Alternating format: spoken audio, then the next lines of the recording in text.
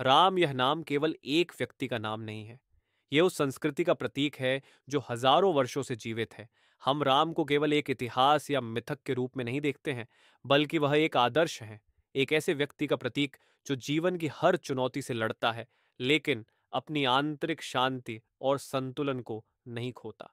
राम का जीवन हमारे लिए केवल एक राजा के जीवन की कथा नहीं है, बल्कि यह बताता है कि एक इंसान कैसे सबसे बड़े अभिमानों के बीच भी स्थिर रह सकता है। राम की जीवन संस्कृति का वह सामना करते हैं जो स्वतंत्रता का सबसे ऊंचा आदर्श दर्जा है। न केवल भौतिक स्वतंत्रता, बल्कि मानसिक और आध्यात्मिक स्वतंत्रता। भारतीय हमारी संस्कृति में हम संरक्षण की गणना नहीं करते। संपत्ति, धन या आपूर्ति को गिनाना हमारे जीवन का लक्ष्य नहीं है। हम युद्ध में जीतेंगे भी नहीं। सबसे महत्वपूर्ण बात यह है कि एक व्यक्ति ने अपने अंदर स्वतंत्रता प्राप्त की है।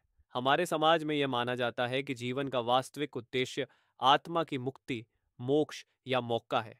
राम इसी आदर्श के प्रतीक हैं।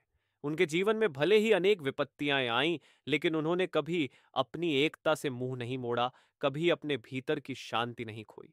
उनके बाहरी घटनाओं के लिए जितना भी कठिन हो, वह उनके आंतरिक स्वरूप को परिभाषित नहीं करता है। वह अपने आप को घटनाओं से ऊपर की ओर देखते थे।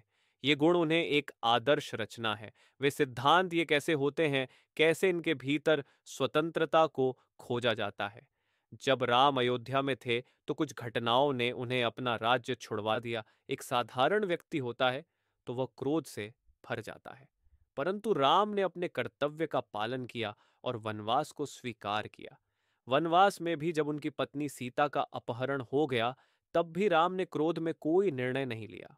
उन्होंने संयम से एक समर्पित पति की तरह अपनी पत्नी को वापस लाने का प्रण लिया। यह उनकी जिम्मेदारी का प्रतीक है, न केवल एक राजा के रूप में, बल्कि एक इंसान के रूप में।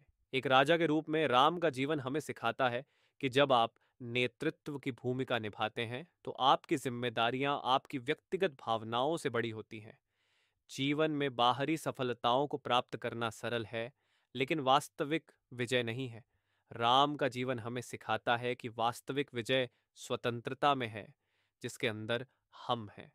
बाहरी आपदाएं हमें जितनी भी चुनौती देती हैं, अगर हम अपने भीतर स्वतंत्र हैं, तो कोई भी घटना हमें निर्दिष्ट नहीं कर सकती।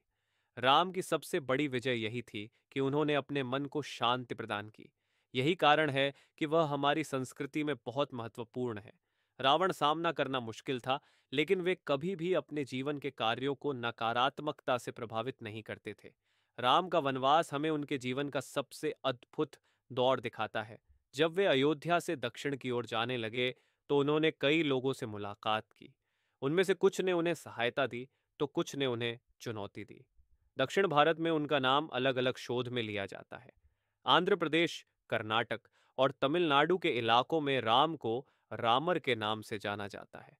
राम की यह यात्रा न केवल एक भौतिक यात्रा थी, बल्कि यह उनकी आंतरिक यात्रा का भी प्रतीक थी।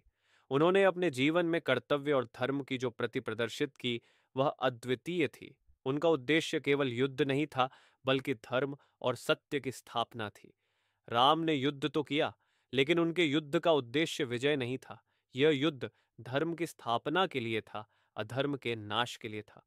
उन्होंने सीता की वापसी का संकल्प लिया और इसके लिए उन्होंने रावण से युद्ध किया। लेकिन यह केवल एक व्यक्तिगत युद्ध नहीं था, यह सत्य और असत्य के बीच का युद्ध था। जब राम युद्ध के बाद अयोध्या पहुंचे, तो उनका स्वागत एक राजा की तरह हुआ। लेकिन इस यात्रा के बाद भी जीवन में उनकी समस्याएं समाप्त नहीं हुई। वो अपनी पत्नी को वापस लाने के बावजूद समाज के लोगों के कारण उन्हें फिर से जंगल में लौटने पर मजबूर कर देते हैं। राम ने अपनी पत्नी और परिवार की कुर्बानी दी, क्योंकि उनके लिए राज्य की सलाह सबसे महत्वपूर्ण थी। राम ने हमें जीवन सिखाया है कि जीवन का त्याग बहुत महत्वपूर्ण है। उनके लिए राज्य और समाज की उचित सर्वोपरि थी। उन्होंने अपने व्यक्तिगत सुख और संतोष को त्याग कर समाज के लिए जीवन का उदाहरण दिया। ये एक आदर्श राजा का गुण है, ऐसा व्यक्ति जो अपने राज्य और नागरिकों के लिए अपने व्यक्तिगत जीवन को पीछे छोड़ देता है। राम का जीवन केवल एक ऐतिहासिक घटना नहीं है, यह हमारे लिए एक आदर्श है जो हमें सिखाता है कि हमारे जीवन में जितनी भी कठिनाइयां हैं, हमें अपनी आंतरिक शांति और संतुलन बनाए रखना चाहिए।